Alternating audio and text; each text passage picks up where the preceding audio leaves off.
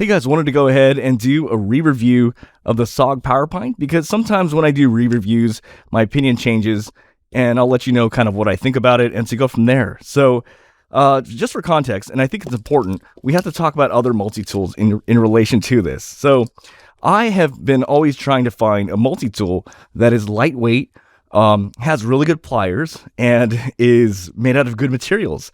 So let's rewind back. This is the Leatherman Squirt.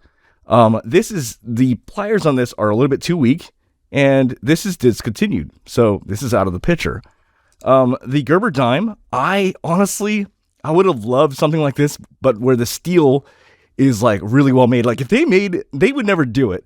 But if they ever made this out of like D2 steel or Magna Cut, where it was like, this stuff won't break, this would have been the perfect multi-tool. This has everything, it's almost perfect, but the parts are made out of really cheap material, and this is typical about Gerber, so this is out of the mix. The Leatherman Wave and the Leatherman Curl, I'm going to rank them in the same area, they're just too heavy. So this is not something I carry in my pocket, it's just something I kind of carry it's kind of in the glove compartment, but it's not something I would actually carry with me. So that's out of the way. The Victorinox, a lot of Victorinox things, aside from the Spirit and things like that, they're always really, they're not known for pliers, right? But obviously I love Victorinox stuff. And in fact, right now, what I currently use, and it's on my keychain, I use the Victorinox Rambler on my keychain all the time. Now, the closest I've seen, and what I would actually use instead of this, actually, or it's kind of like a close, is a discontinued item actually called, this is the Leatherman Mini. So what's actually interesting about this is that this actually expands out, and it actually expands out to be, now you can't get this anymore, but it actually will expand out to a large set of pliers if I need it to, but when needed, it is nice and compact, and when you actually compare it in size to the SOG Powerpint, this is what you're looking at. All right, so let's get to the SOG Powerpint and what I think about this, or SOG Powerpint. So you'll notice that I've completely gutted mine. It's like the tools are out of here. The tools are like, I don't have tools on this side because I felt like a lot of the tools were not useful here, and I only have certain tools on here. But at the end of the day, I'll be honest, I don't use this. This is actually sitting in my cupboard, and it's one of those things where I think these pliers are amazing. I think I wish more multi-tools have pliers like this. It's so smooth. But to me, and this is just my subjective opinion, I feel like the side tools, the peripherals, are just not good. They're not at the level of Leatherman, and they're not at the level of Victorinox. Victorinox's side tools are just so much better. They have better tools. They're just so much more. These are way better.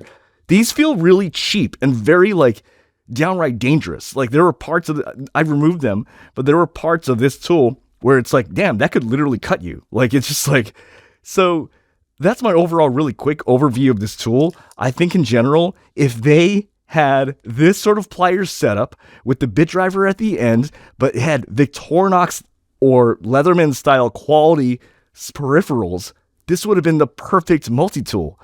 But it's funny because I actually had a chat with another YouTuber, and he's like, but you could say that about every single Gerber tool. Like if they had, if they had Victorinox quality, it'd be good. Or it's like SOG, if SOG had this sort of quality, they'd be good, but they're not. And that's the truth. They have something magical here. This is really well made, but the side tools, in my opinion, they're not as good as Victorinox. They're not as good. I think, what I'm really looking for is the Leatherman juice to come back, but it's not going to come back, or it might. I don't know, but it just, or Victorinox to make something, I don't know. I don't think Victorinox will make something like this, but, this is so close. They're so close. They just need better peripherals, better side tools. And I'm just going to be the first or whatever to say it. It's just not good. Their side tools are not good.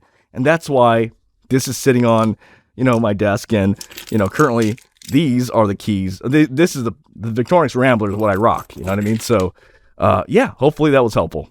All right. You guys have a great one.